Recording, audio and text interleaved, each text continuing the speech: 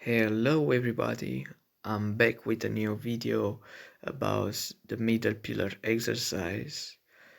More exactly about the middle pillar exercise with the Tree of Life version.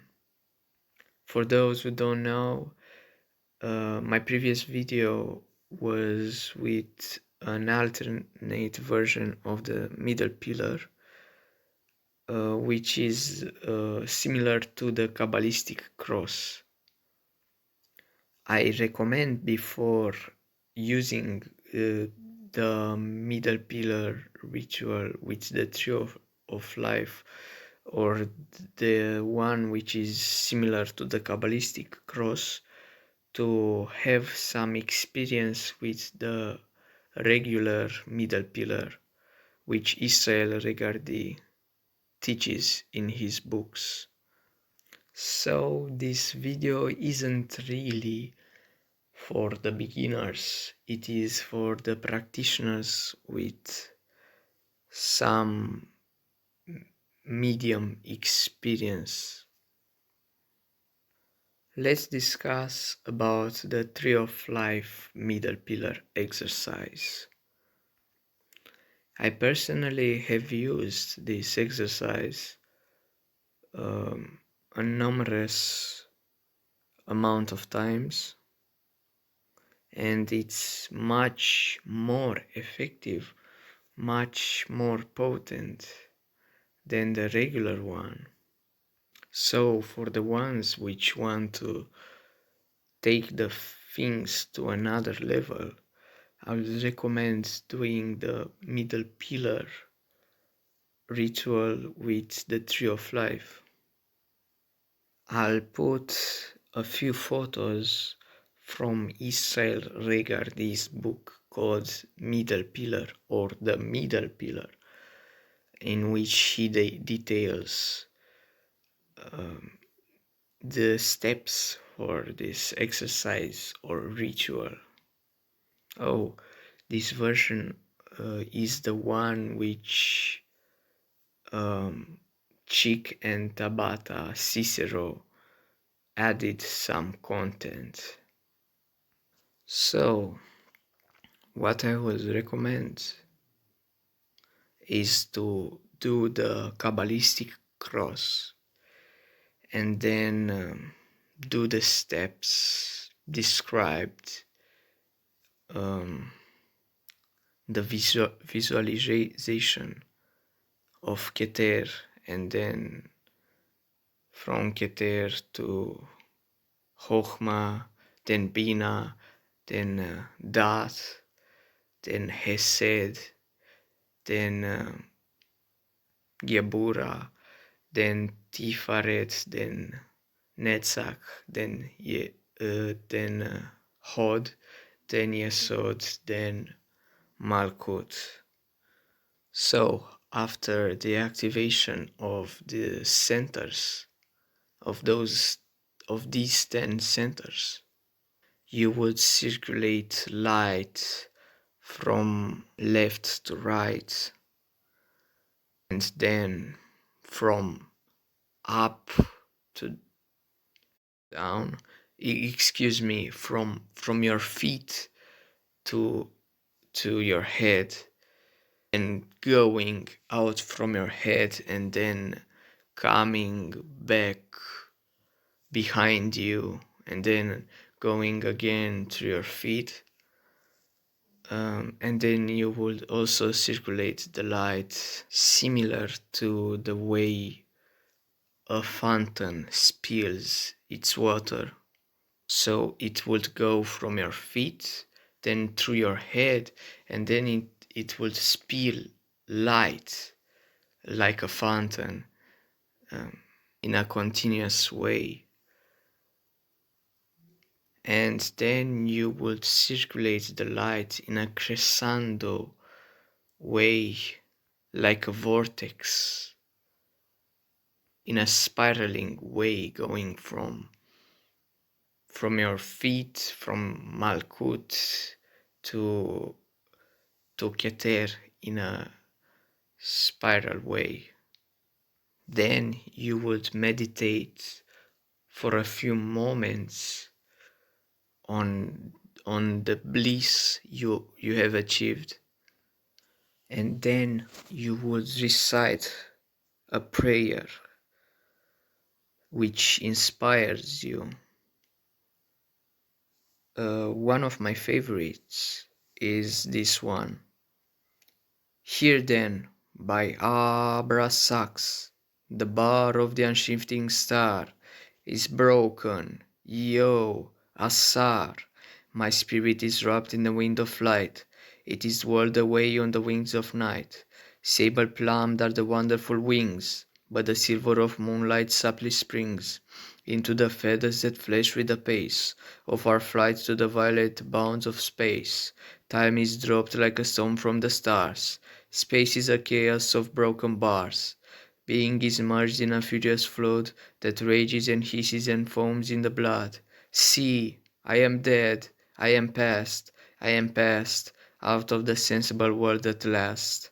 I am not, yet I am, as I never was, a drop in the sphere of molten glass, whose radiance changes and shifts and drapes the infinite soul, infinite shapes.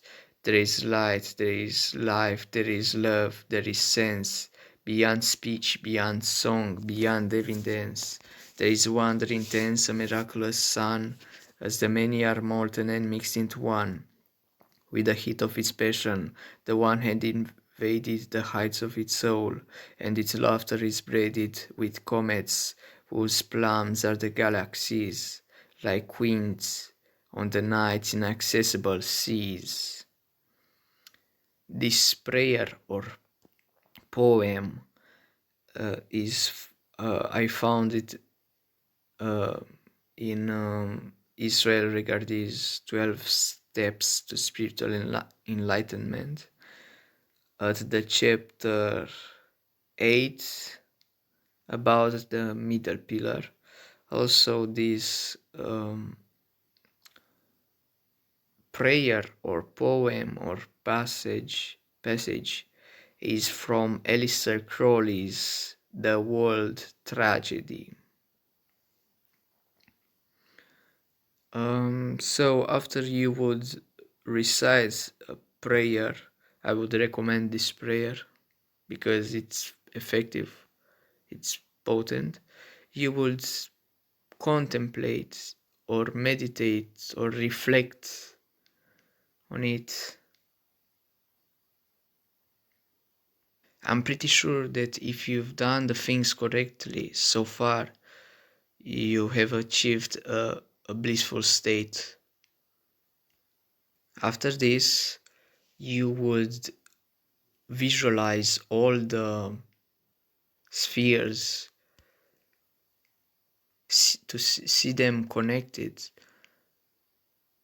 shining with light, and then you would integrate them into you, into your body, into your physical body, subsiding in you, becoming a part of your physical body, being there even if you don't focus on them.